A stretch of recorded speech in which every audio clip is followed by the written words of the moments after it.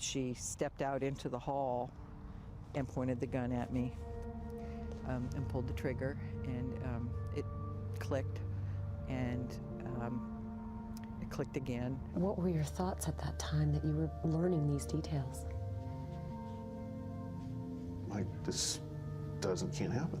People look at you today, 20 years later, and they still have no idea what you're about. Tell me in a sentence who you are.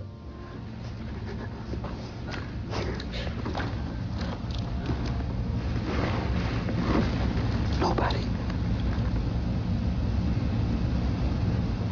I'm nobody. Hello everyone, it's Blobby here again. I hope you've all been well. Today we're going to be returning with another episode of The Worst of the Worst. If you're new to this series, this is basically a deep dive into a specific person or group of people that have done some awful things during their unpleasant stay on Earth. If you haven't seen the first episode, I recommend doing so, but you don't have to watch it, as each episode will be an investigation into a completely different person. Before we start, I'll state what may be obvious. This video is going to cover some disturbing topics, so if you're easily bothered, I have plenty of other videos you can watch and enjoy. So let's just get into it. Amy Bishop. Amy Bishop was born on April 24th, 1965. There's not much really known about her younger years. All that is known is that she grew up in Massachusetts with her younger brother Seth and their mother and father. Amy would attend Braintree High School and would complete her undergraduate degree at Northeastern University in Boston, which was the same school that her father was a professor at. Her first criminal act would happen fairly early on in her life when she was only 21. She would take the life of her 18-year-old brother Seth, shooting him in the chest with a 12-gauge shotgun, before she would leave her home and point the gun at another vehicle, attempting to get inside.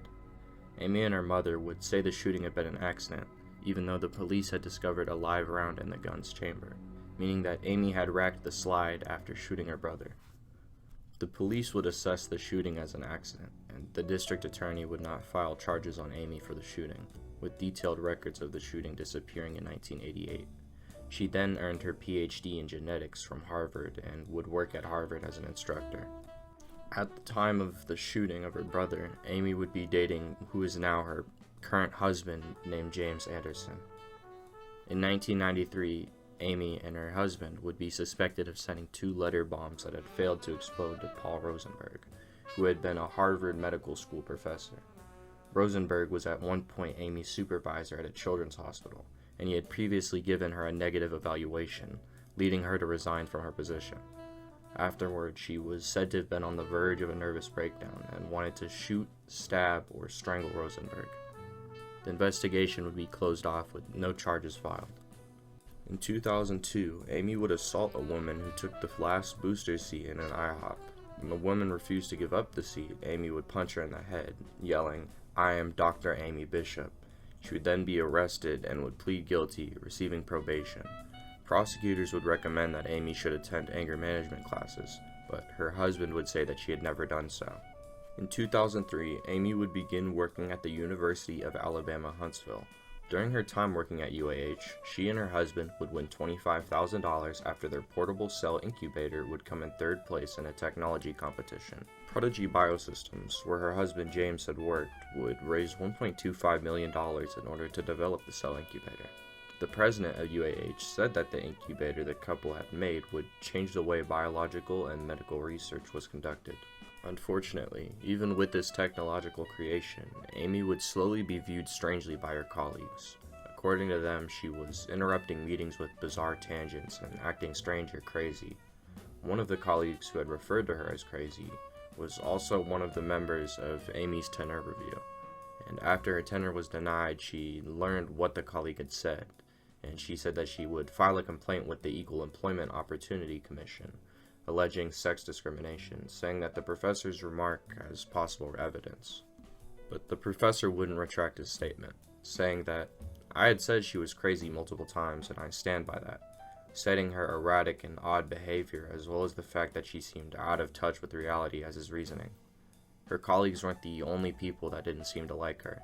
She was reportedly a poor instructor and unpopular among her students, dismissing several graduate students from her lab, and others seeking transfers out of her classes. In 2009, several students would say that they had complained to UAH administrators about Amy on at least 3 occasions, saying that she was ineffective in the classroom and had an odd, unsettling way to teach the kids. But no matter how many complaints were sent in, no classroom changes would occur. Amy's tenure denial led to countless issues in her life. Not expecting to have her teaching contract renewed till 2010, she would begin to appeal constantly and tried to hire a lawyer, but the lawyer would find one problem after another with the process. The large issue would arise with the question of her papers being published in time to count towards her tenure. February 12, 2010. Amy would teach her anatomy and neuroscience classes at UAH. Students said that she was acting completely normal. Amy would then attend a biology department faculty meeting on the 3rd floor of the Shelby Center for Science and Tech. There were about 12 to 13 people at the meeting, which was described as completely ordinary, and Amy's behavior would also be described as normal.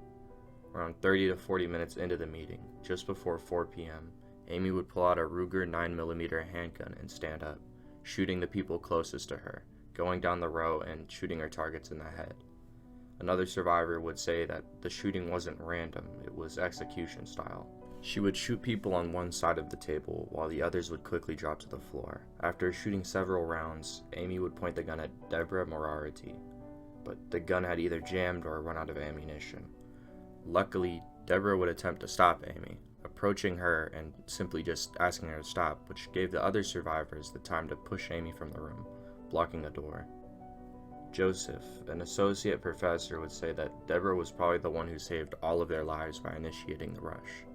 A few minutes after the shooting, Amy would be arrested outside of the building, and a firearm would be located in the bathroom on the 2nd floor of the science building. Amy was quoted saying, "It didn't happen. There's no way." And when asked about the death of her colleague, she would say, "There's no way. They're still alive." 3 members had been killed with 3 others injured. A few students were present in the building during the shooting, but no one was harmed. A memorial service was held on UAH on Friday, February 19, 2010, with 3,000 people in attendance. Rest in peace to Gopi Padilla, Maria Ragland Davis, Adriel D. Johnson Sr. None of these people deserve to have their lives taken from them on that day. Police would interview Amy's husband, James, after it was found out that she had called him to pick her up after the shooting, but he hadn't been charged. The couple had also been seen leaving their home with duffel bags on Friday afternoon prior to the shooting. James would also reveal that his wife had borrowed the gun used in the shooting, and he had previously escorted her to an indoor shooting range. Amy didn't have the permit to carry a concealed weapon. Amy was charged with 1 count of capital murder and 3 counts of attempted murder. Police would confiscate her computer, minivan, and a large binder containing documents about her tenure battle. Prosecutors said from the get-go that they were going to try to seek the death penalty. According to state law regarding capital murder, she was eligible for either the death penalty or life in prison. On February 15th, during a closed-door hearing, she would have her charges read to her, where she would then be placed on game-end watch as a standard procedure. On March 12th, police executing a search warrant on Amy's home would discover a suspicious device which was later identified by the bomb squad as non-explosive. When visited by her attorney, Roy W. Miller, in prison, Amy would say that she didn't remember the shooting and was very cognate, but also recognized that she had a loose grip on reality. Miller would attempt to say that Amy had severe mental health issues, which seemed to be paranoid schizophrenia, but later would retract the statement, saying that he had spoken out of turn. In February of 2013, Amy would be treated for paranoid schizophrenia with haloperidol. Sorry, I can't really pronounce some things. Miller would then tell a reporter for the New York Times that it wasn't a question for what Amy had done or if she did the crimes.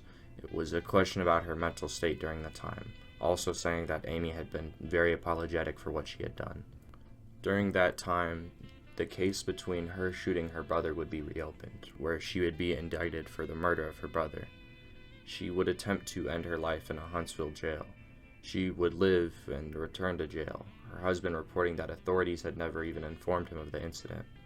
On September 24, 2012, Amy would finally be sentenced to life in prison without the possibility of parole. Amy is serving her sentence in Julia Tutwiler Prison for Women in Alabama.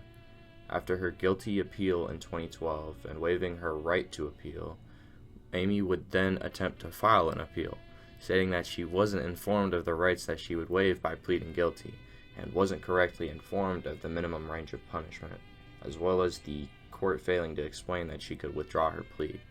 But in 2013, the Court of Criminal Appeals of Alabama would reject her appeal. In the end, Amy lived a terrible life full of rage and jealousy and just seemingly hatred for others. And she would always push others out of the way in order to get what she wanted. Thankfully, she should be in prison for the rest of her life where she belongs. Hopefully you enjoyed this video. If you made it this far, feel free to subscribe or hit the like button to see more.